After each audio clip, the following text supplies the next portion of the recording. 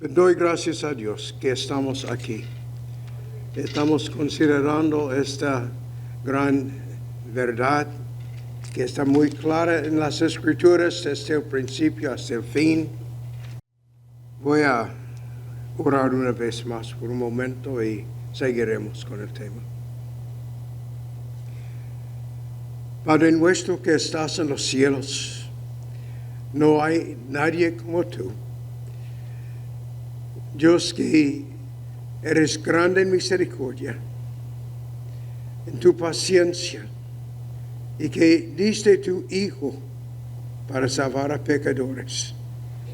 Te damos gracias por lo que has hecho y que podemos venir con confianza y hablar contigo, dándote gracias, reconociendo algo de la grandeza tuya y esperando aquel día cuando vamos a conocer como somos conocidos y alabarte eternamente sin pecado alguno, porque reconocemos que en nosotros hay todavía corrupción.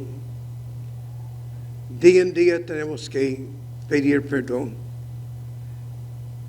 y no queremos que sea así. Queremos estar contigo, libre de todo pecado.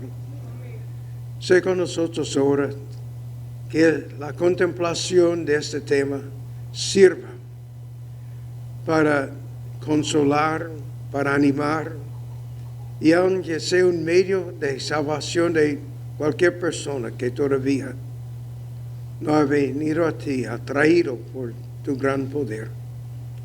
Pedimos esto en el nombre del Señor Jesucristo. Amén. Quisiera leer unos versículos de Romanos 11.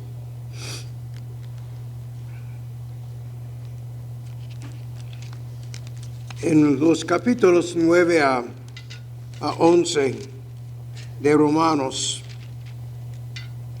Pablo enfrentó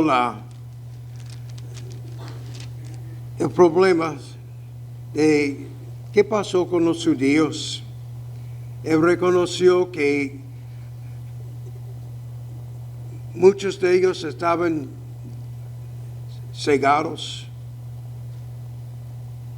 y estaban viviendo en una condición de ceguedad, mientras que Dios estaba salvando a muchos que no eran judíos por naturaleza, si podemos decirlo así, no eran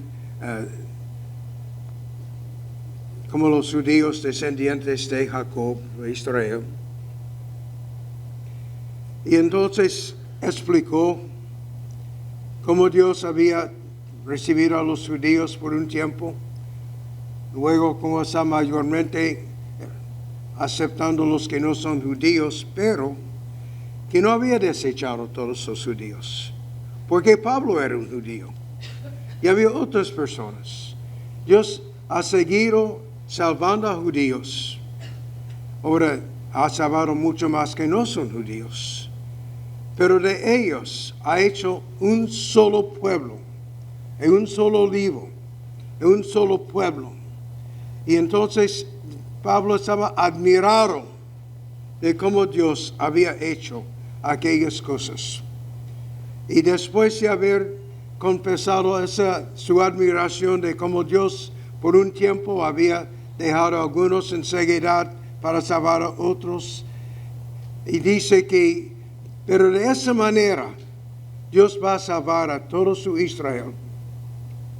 Y él termina con esta exclamación en Romanos 11.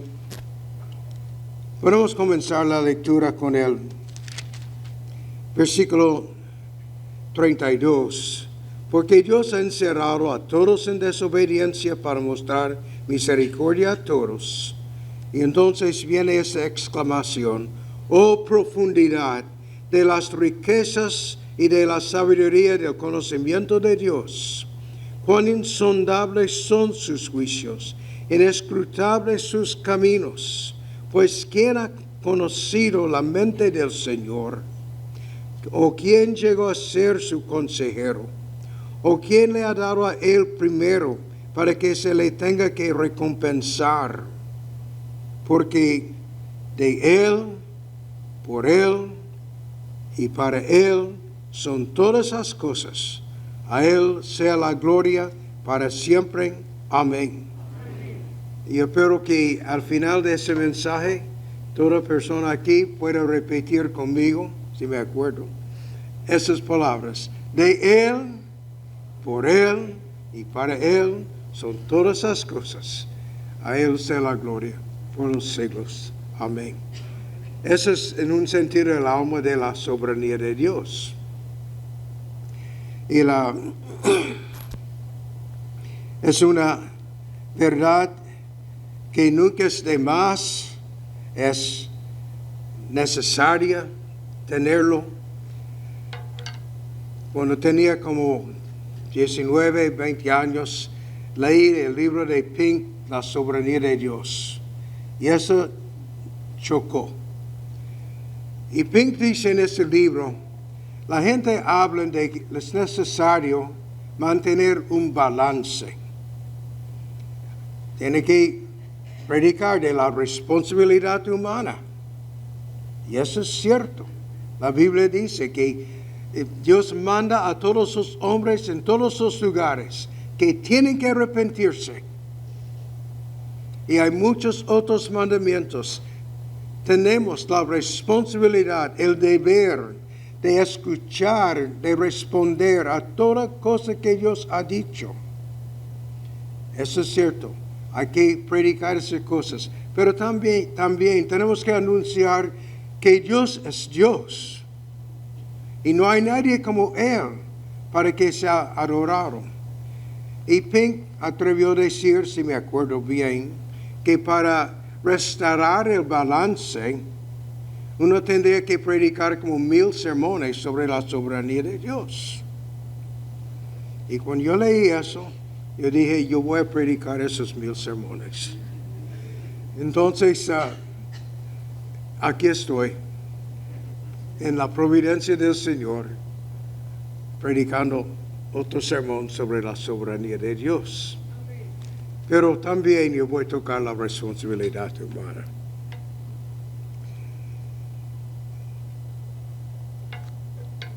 En el año 2000, el pastor Guzmán me invitó a ir con él a Haití para enseñar a pastores allí y me dio la tarea de enseñar sobre la soberanía de Dios. Entonces preparé 4 mensajes. Entonces ustedes ven mi dificultad. Tengo que comprimir 4 mensajes en uno para ustedes en esta mañana. Pero yo sé que algunos han estado orando por mí y vamos a mirar lo que podemos mirar sobre esto. Voy a comenzar con una definición. Hay gente que le gustan las definiciones de John Murray, que dice que la soberanía de Dios es la autoridad, reino y gobierno absoluto de Dios en todo lo que existe distinto de sí mismo. Se refiere a su relación a todos los otros seres y toda otra cosa que tiene ser. O sea que Dios ejercita un dominio, un control, un gobierno sobre todo lo que está fuera de Él. Y hay muchos versículos de la Biblia que dicen que Dios reina, Dios tiene dominio. Podemos pasar unos cuantos minutos simplemente leyendo unos versículos como el Salmo 99:1, el Señor reina. Estremezcanse los pueblos, sentado está Él sobre los querubines. Tiemble la tierra, el Señor es grande en Sión, exaltado sobre todos los pueblos. O el Salmo 103:19, que el Señor ha establecido su trono en los cielos y su reino domina sobre todo. Un versículo que yo tuve que aprender, el Salmo 46:10. Estad quietos y sabed que yo soy Dios. Exaltado seré entre las naciones, exaltado seré en la tierra. Estoy seguro que hay muchas personas aquí en esta mañana que han oído de la soberanía de Dios, creen.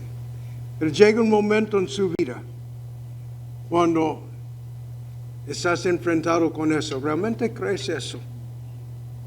Yo había predicado muchos años en la Iglesia Bautista Verdiana, muchos sermones sobre la soberanía de Dios. Y mi papá tuvo un derrame y no pudo comunicar, estaba allí casi como vegetal.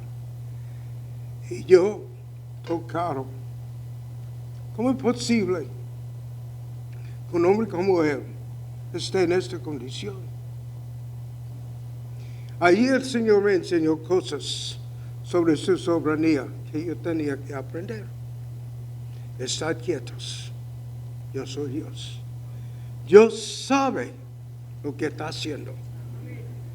Él es luz, en Él no hay tinieblas algunas. No hay iniquidad en Él. Sus caminos son perfectos. Y no tiene que explicarme a mí lo que Él está haciendo. Ni alguno. Estoy seguro que unos cuantos de ustedes han pasado momentos como eso. Han tenido que enfrentar que nosotros no somos tan especiales como creemos muchas veces. No somos tan especiales si creemos que somos así. No es así. Tenemos que aprender que Él es el que reina sobre todo y sus caminos son perfectos. Pues ya he desviado de mis notas. Vamos a seguir con el bosquejo que tengo. Dios posee, ejercita autoridad absoluta, todo dominio y gobiernos sobre todas las cosas. Él hace con todo lo creado como quiere, donde quiere, cuando quiere, como Nabucodonosor, que el pastor Piñero ya citó, confesó, que Él hace según su voluntad en el ejército del cielo, en los habitantes de la tierra, y no hay quien detenga su mano y le diga, ¿qué haces? Yo dije el domingo por la mañana, yo espero que nadie aquí tiene que comer hierba como un buey para aprender eso. Pero Nabucodonosor está un buen tiempo como un animal, pero así él aprendió de la soberanía de Dios. La soberanía de Dios está fundada sobre unas verdades que la Biblia revela, pero que nosotros los seres humanos creados nunca podremos entender. Hay cosas que confesamos y estamos persuadidos que es así. Y si alguien nos pregunta, pero ¿cómo puede ser? No hay manera. Por ejemplo, la unidad de Dios. Hay un solo Dios. Las escrituras son muy claras que hay un solo Dios. Lo dice en casi todos los libros de la Biblia de una manera y otra, pero especialmente Isaías varias veces, yo soy Dios, no hay otro, no hay otro, no hay otro. Y vemos lo mismo en diferentes lugares, en Deuteronomio. El Señor dijo, yo soy Jehová tu Dios, me amarás con todo lo que hay en tu ser, no tendrás dioses ajenos de mí. Dice, antes de mí no había, después de mí no habrá. Ahora, esa idea de que Él siempre ha sido y es Dios, en realidad no hay nadie que pueda entender eso. ¿Cómo puede haber algo que no tiene principio o que no tiene fin? Pero así es Dios. No podemos explicar eso, no podemos comprenderlo, pero lo creemos y de alguna manera Dios ha puesto esa convicción en nuestro ser. Aún los impíos saben algo de eso y serán juzgados conforme a esa conciencia que Dios ha puesto en ellos. Lo mismo con espacio. Decimos que Dios es omnipresente. No hay un lugar en el universo, pero ¿quién puede imaginar un universo que no tiene fin? Dije el domingo por la mañana de un profesor mío que pidió en una clase de, creo que fue química, tratando de enseñar a nosotros a pensar, que ¿dónde está el fin del espacio? ¿Qué hay después si un estudiante dice, bueno, habrá un muro? Okay. ¿Y cuán grande es ese muro? ¿Y qué hay en el otro lado de ese muro? Es que no hay manera para nosotros imaginar algo que no tiene fin. Pero Dios está allí. El espacio, el universo, todo pertenece al Señor. Él existe por sí mismo. Nadie le dio la vida que Él es simplemente vida que es. Ha sido, es y será. Eso es. Lo decimos, lo creemos y no podemos explicarlo. Pero su soberanía está basado en esa realidad.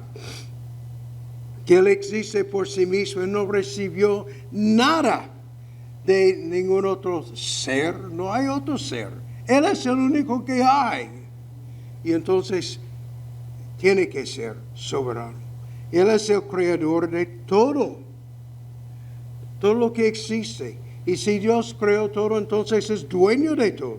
Él puede hacer con lo que tiene, como Él quiere hacer.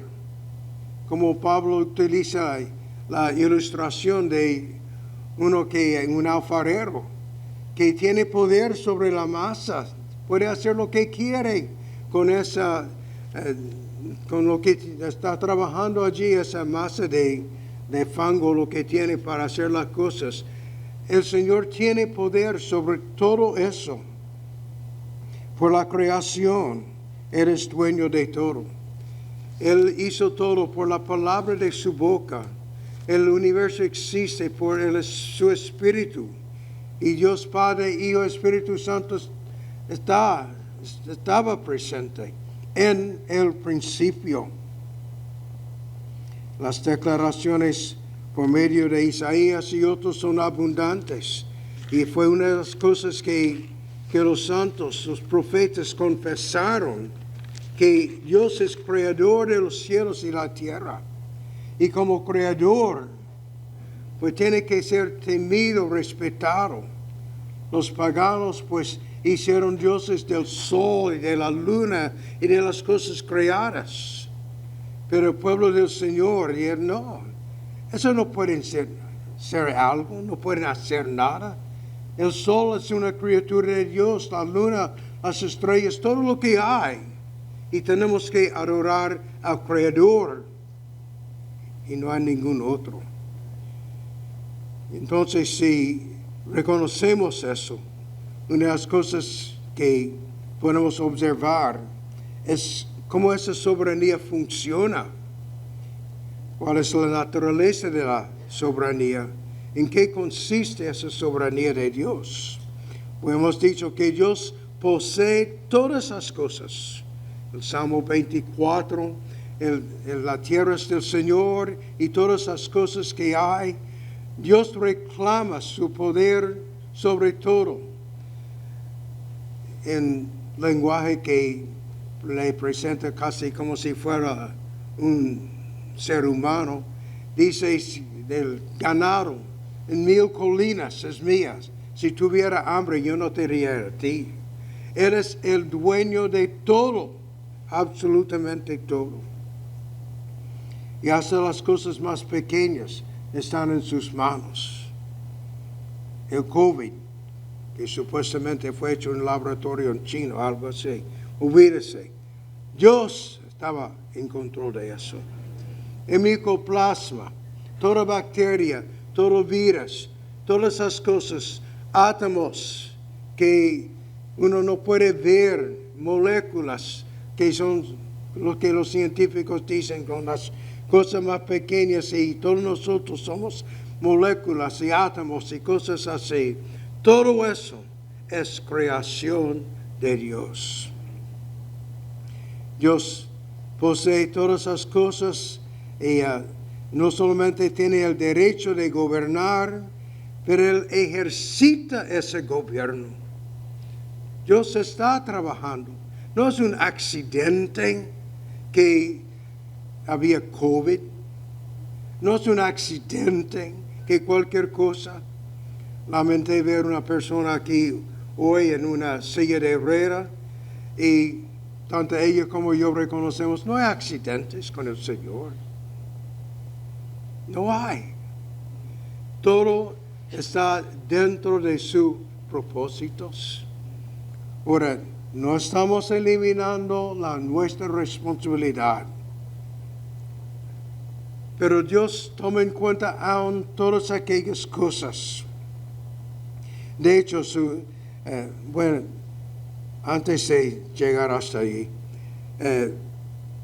podemos ver en la Biblia cómo el Señor habla de cómo Él controla las cosas, los relámpagos, los truenos, las lluvias.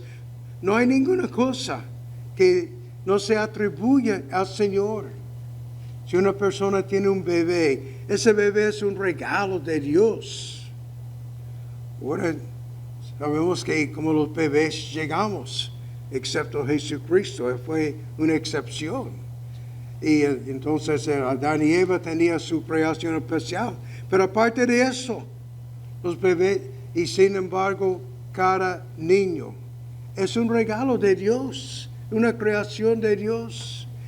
Él tiene control de todo lo que hay. Pero, y todos esos eventos de su providencia que llamamos ordinaria, se atribuyen al Señor.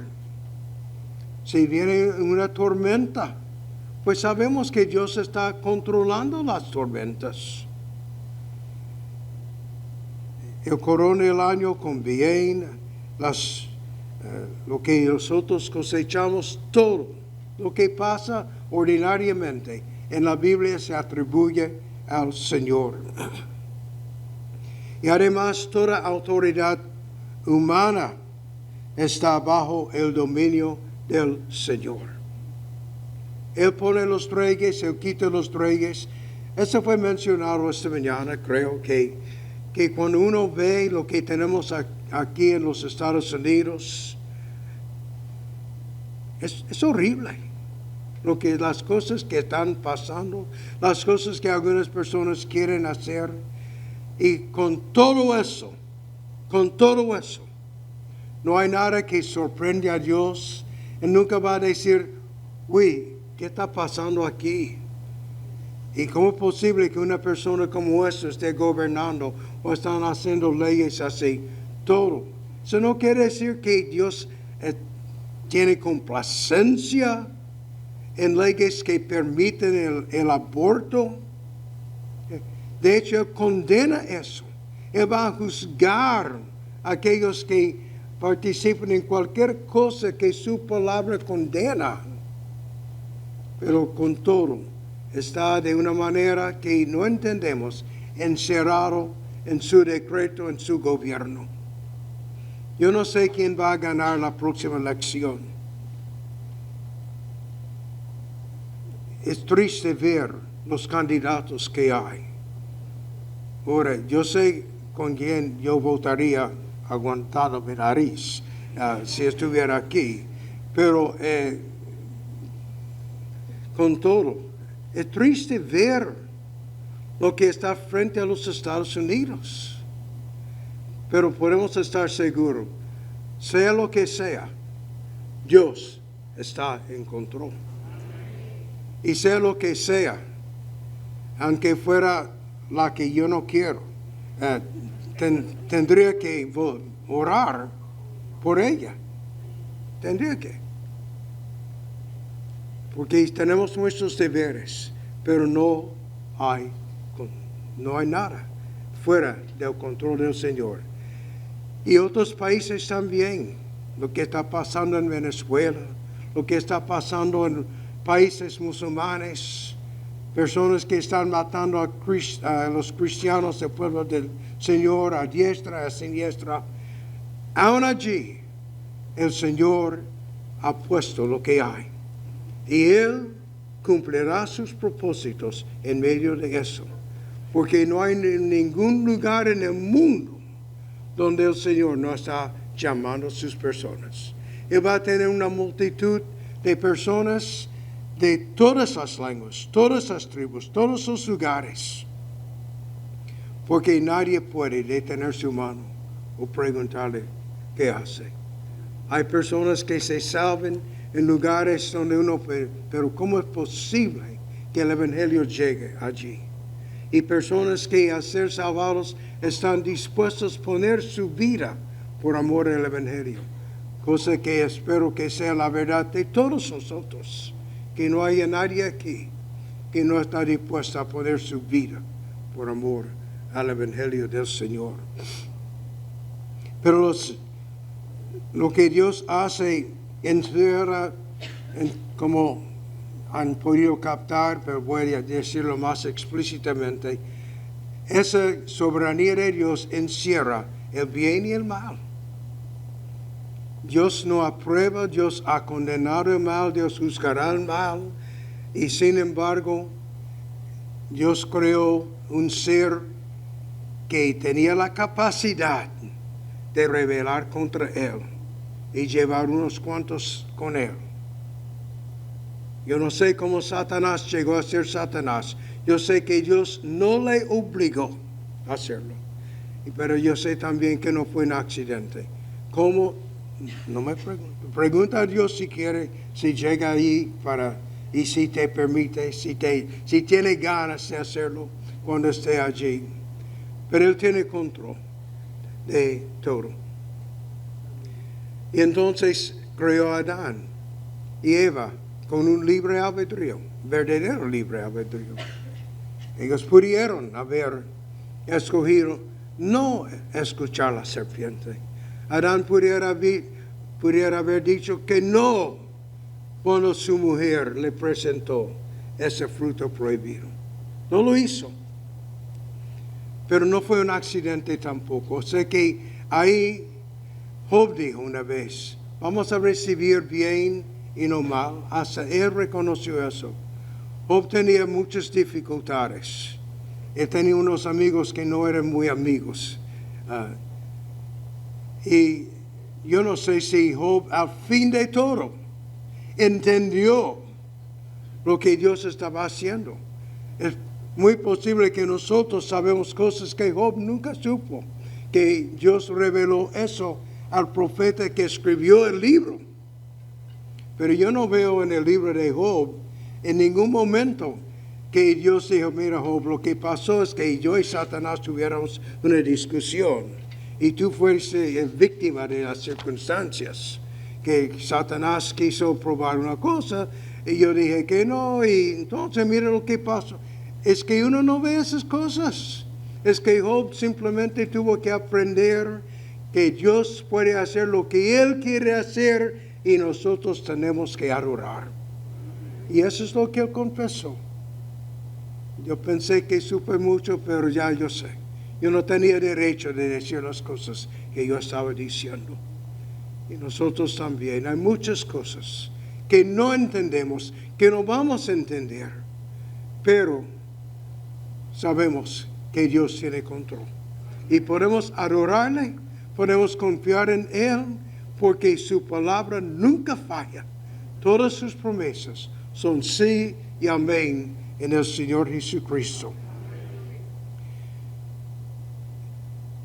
Quizás la prueba más grande de cómo el mal está encerrado en el decreto de Dios podemos ver en el libro de los Hechos de los Apóstoles.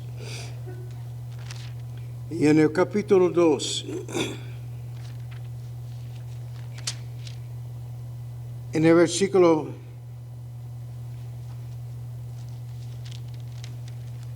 23. En el versículo 22, Pedro está predicando en el día de Pentecostés y dice: varones israelitas, escuchad estas palabras. Jesús el Nazareno, varón confirmado por Dios entre vosotros con milagros, prodigios y señales que Dios hizo en medio vuestro a través de él, tal como vosotros mismos sabéis, a este entregado por el plan predeterminado y el previo conocimiento de Dios, clavasteis en una cruz por manos de impíos y le mataste.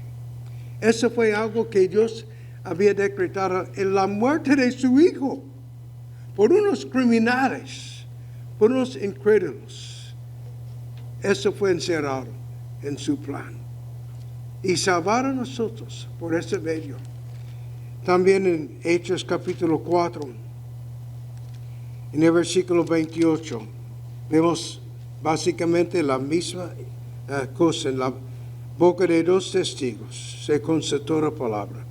Hechos 4, 27, porque en verdad en esta ciudad se unieron tanto Herodes como Poncio Pilato, juntamente con los gentiles y los pueblos de Israel, contra tu santo siervo Jesús, a quien tú ungiste, para hacer cuanto tu mano y tu propósito habían predestinado que sucediera. Entonces, ¿Dios aprueba un crimen? Pues en ese caso, Él utilizó algo así para salvar a nosotros, que merecemos peor que lo que Jesús recibió en la cruz, que merecemos el infierno. Dios obró así. Eso encierra su soberanía.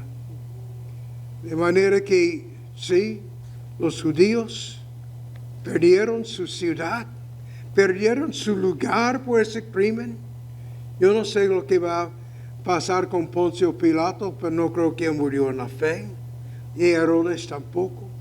Van a sufrir por lo que hicieron. Violaron la ley del Señor. Pero Dios usó hasta este crimen de ellos para nuestra salvación. Aleluya. Entonces, la soberanía de Dios encierra la salvación por completo. De tal manera que las Escrituras nos muestran que Él escoge las personas que Él va a salvar. Sus nombres están apuntados en el libro de la vida. Aunque una persona a salvarse cree que hay un nuevo nombre apuntado en el libro, no es así. Ese libro fue escrito antes de la fundación del mundo. Y los nombres de todos los que estarán allí en el cielo apuntados. Ahora, yo no he visto ese libro. Tú tampoco. Estoy seguro de eso. Dios no ha marcado en su frente quién es escogido o algo. Tenemos que predicar a todos. Pero una persona sí puede saber que su nombre está escrito mediante la obra del Señor.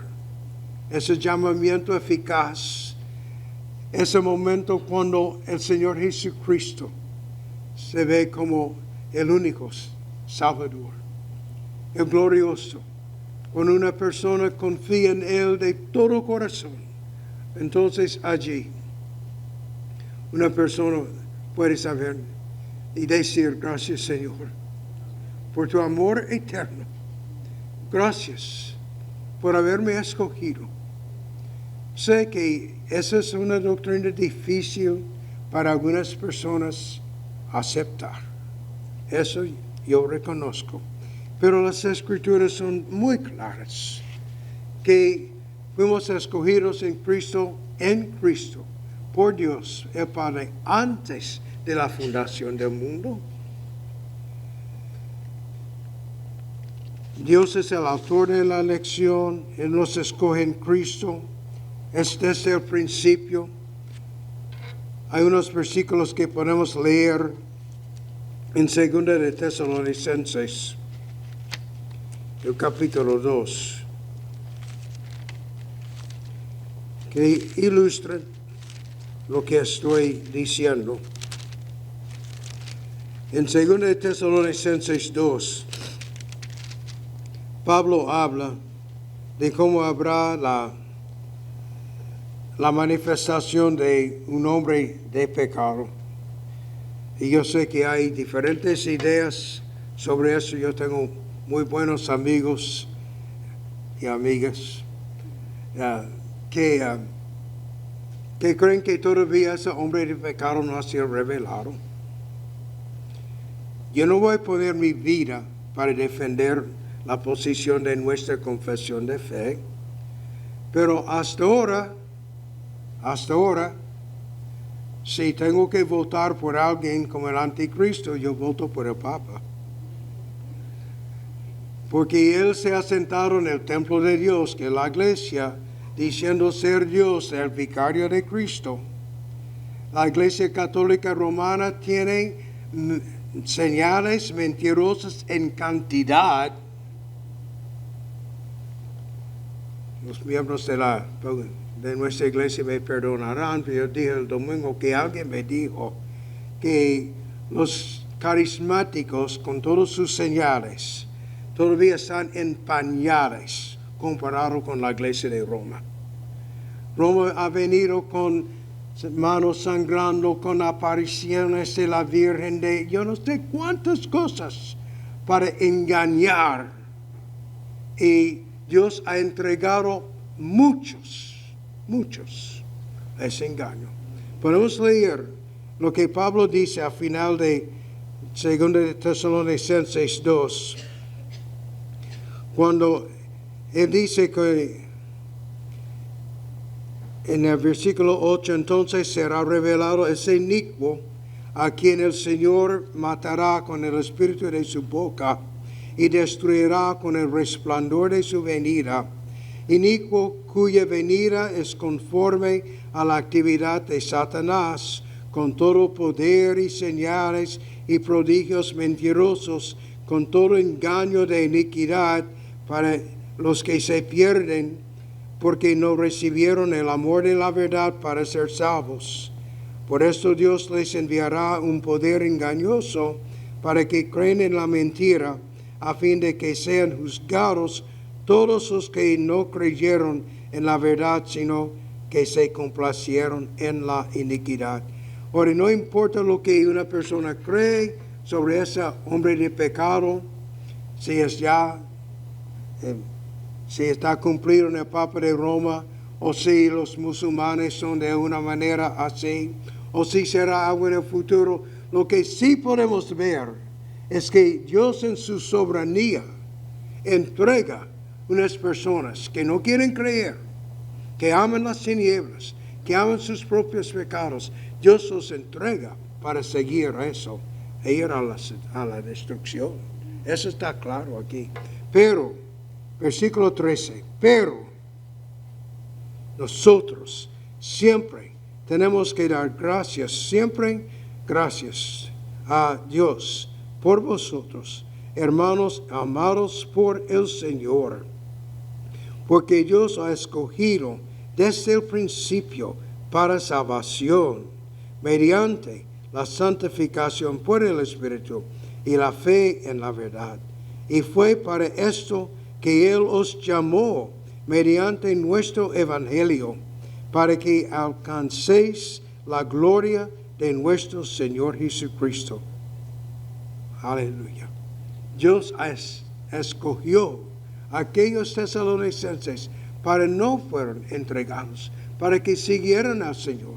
Y así es con nosotros también.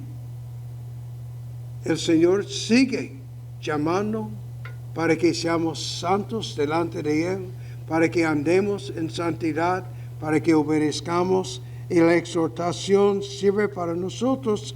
Así que, hermanos, estad firmes, conservad las doctrinas que os fueron enseñadas ya de palabra, ya por carta nuestra, y que nuestro Señor Jesucristo mismo, y Dios nuestro Padre, que nos amó y nos dio consuelo eterno y buena esperanza por gracia, consuele vuestros corazones y os afirme en toda obra y palabra buena. De manera que sí, Dios es soberano en la elección y Él tiene su pueblo escogido, y por eso hay reuniones como esto, momentos como esto, porque aquí hay personas que han sido atraídos al Señor Jesucristo. Y lo que tenemos en común, lo que nos une, es lo que el Señor ha hecho. Nos ha amado con amor eterno. Dio su Hijo para morir como sustituto en nuestro lugar. Nos ha llamado de una manera que misteriosa. Nos ha traído a Jesucristo. Ha obrado en nuestros corazones para que creamos que esta es su palabra. Y su palabra es verdad. Y para que confiemos en el Señor Jesucristo. Para ser salvos de nuestros pecados. Sí, hay personas que tienen mucha dificultad con estas verdades. Pablo menciona eso en Romanos capítulo 9. Romanos 9.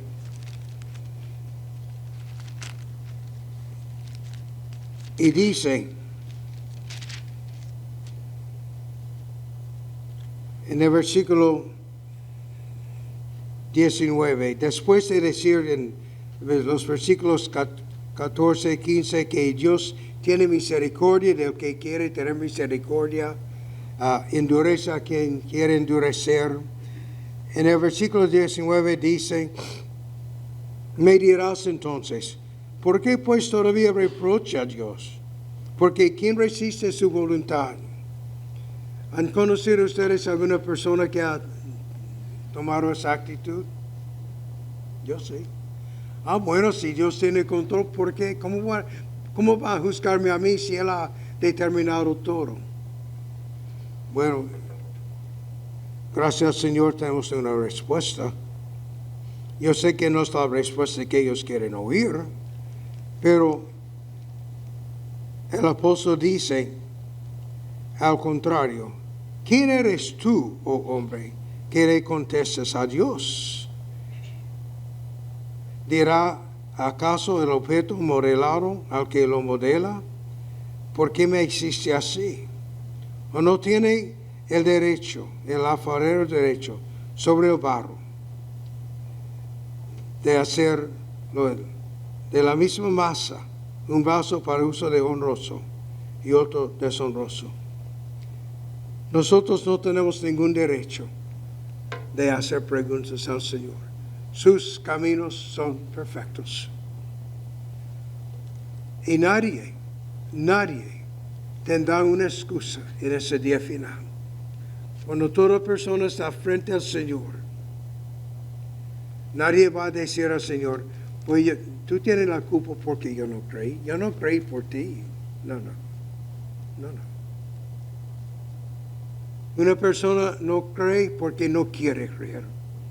Porque ama a sus propias obras. Porque ama las tinieblas. Y nadie tendrá una excusa en ese día final. Y si alguien dice, pero no me gustas, lo siento.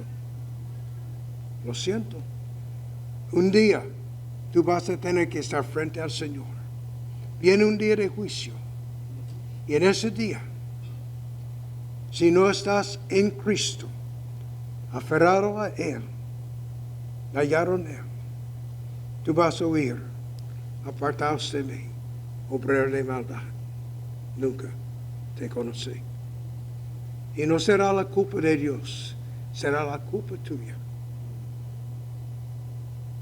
Si tú quieres discutir, tu discusión no está conmigo, está con el Señor, que será tu juez. Pero te ruego, y termino con esto, que crees al Señor. En Mateo capítulo 11,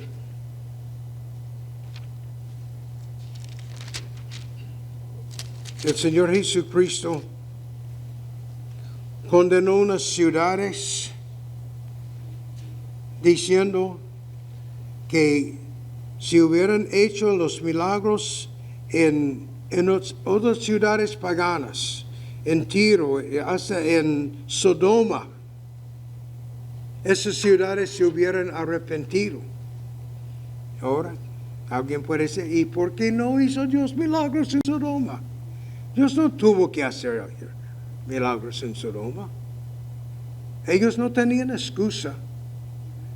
Pero Dios sí hizo milagros en Capernaum, en Bethsaida, en esos sitios, y esa gente no creyeron. Y van a ser juzgados, dice el Señor Jesús. Pero luego, después de haber dicho eso, en Mateo 11:25, en aquel tiempo, hablando Jesús, dijo, te alabo, Padre, Señor del cielo y de la tierra, porque ocultaste estas cosas a sabios e inteligentes y las revelaste a los niños. Sí, Padre, porque así fue de tu agrado. Todas las cosas me han sido entregadas por mi Padre. Y nadie conoce al Hijo sino el Padre, ni nadie conoce al Padre sino el Hijo y aquel a quien el Hijo se lo quiera revelar. Entonces, ¿quién es esa persona a quien el Señor Jesús quiere revelar? Venid a mí. Venid a mí, dice Él, a ti y a mí, todos los trabajados y cargados. Venid, cansados, cargados, y yo os haré descansar. Tomad mi yugo sobre vosotros y aprendid de mí, que soy manso y humilde de corazón, y hallaréis descanso para vuestras almas, porque mi yugo es fácil, mi carga ligera. Ahí es el Señor que tiene el poder de revelar a Dios a quien quiera. Y Él dice a todos nosotros, venid a mí. Él nos manda a venir. Y si yo no voy, voy a echar la culpa a Él. Él lo dice sinceramente. El que a mí viene, no le echo fuera. Esas son las palabras de Él. Si hay alguien aquí en esta mañana preocupado, pues, ¿seré yo de esos escogidos o no? Mira, Jesús dice, arrepiéntete. Jesús dice, cree. Jesús dice, ven. Cree eso, por favor. Cree eso. Y te aseguro que nadie saldrá de aquí perdido. Porque el Señor hace sus promesas. Yo creo en la soberanía de Dios. Yo creo que hay cosas que yo personalmente no puedo encajar en mi cabeza. Y yo creo también que el mismo Dios que dice que ha escogido es el Dios que ha dicho, ven a mí y serás salvo. Yo quiero dejar esa palabra con ustedes. Que el Señor tenga misericordia de cualquier persona que todavía no ha creído en Él. Mensaje del soberano Dios. Y